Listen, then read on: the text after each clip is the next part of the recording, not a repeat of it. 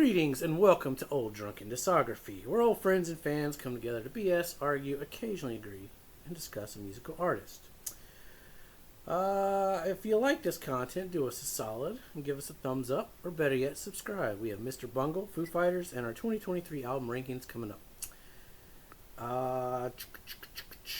With me today, we're going to skip the funny names because I think Andre 3000 beats all of us. So we got Tim and Colquitt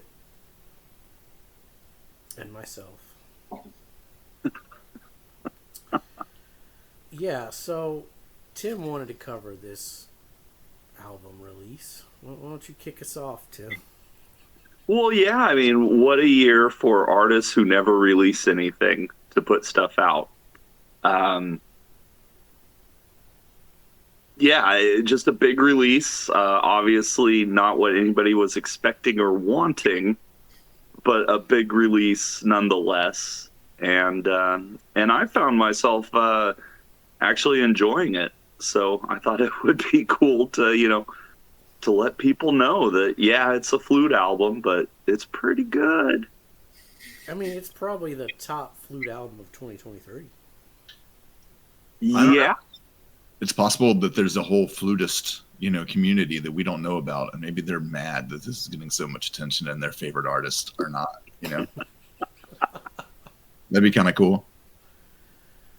So, yeah, Andre 3000, he's half of Outkast. We'll get to Outkast eventually on this show. Mm-hmm. It'll be a good time. I mean, I listened to it. It's 84 minutes of flute music. That's not really my, not something I would reach for on a day-to-day basis. You know it's going to get good when the gong kicks in and then you start hearing, chains on the floor. It reminded me of, I don't know, in the mid-early 90s when I was listening to a lot of, weird trance and industrial kind of stuff. It reminds me of, an ambient, kind of like The Orb. The Orb was super ambient, but had to use a lot of natural sounds. And yeah, man, it's fun. It's an interesting listen for sure. I never would. I just don't have the time to invest in an album like this, I guess, is the truth, because you really need to sit with it for sure. But the song titles, man, they're amazing. Yeah. If we were going to give out awards, some fake bullshit awards at the end of the year, I was going to say the album that had the best song titles was going to go to Joe's Putney Swoop. But I think Andre beat him. Yeah. Yeah. Sorry. Yeah, they're too good. It's I love that even though there's not any words, any spoken word on the record, really, is there? No. That since there's no rapping, that the song titles take that place of having as much words as humanly possible in them. It's kind of fun. And it kind of sums up exactly where the album is at, in a way. He thought about writing a rap album, but this just happened instead. And it's I don't know, it's a good album. It's I could see it. It's going to work really well for yoga class, for doing the dishes, and for playing Dungeons and Dragons. I don't know about the Dungeons and Dragons vibe, but yes, I know what you mean. I do. I get your drift. Yeah, I could see this going on during that. And, it's like if a moody kind of RPG or something where it doesn't the music, that would work for sure. Yeah. Yeah. I will say he does look like a badass on the album cover, though. He looks like a ninja flute player. Well, he kind of is. Yeah. He's true to form. Track 1, I swear I really wanted to make a rap album, but this is literally The Way the Wind Blew Me this time, is genius. That is a genius track title. I mean, my personal favorite is definitely That Night in Hawaii, when I turned into a panther and started making these low register purring tones that I couldn't control. Shit was wild. I love it. Because I've been there, man.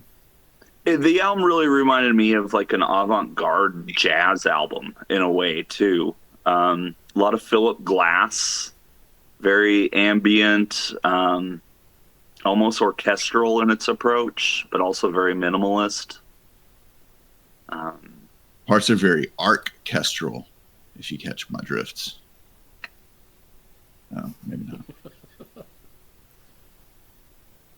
Yeah, I mean it's not bad. It's good if you're into that mood setting type, yoga style music. It's not bad.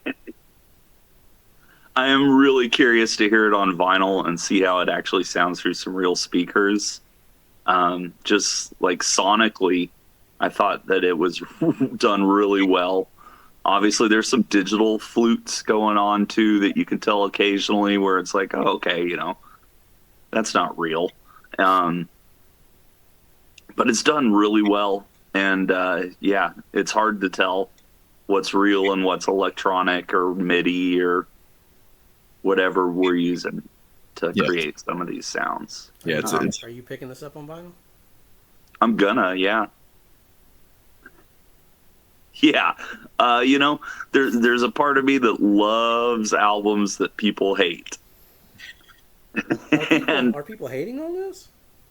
They're not necessarily hating on it, but no one's going to listen to it. Yeah.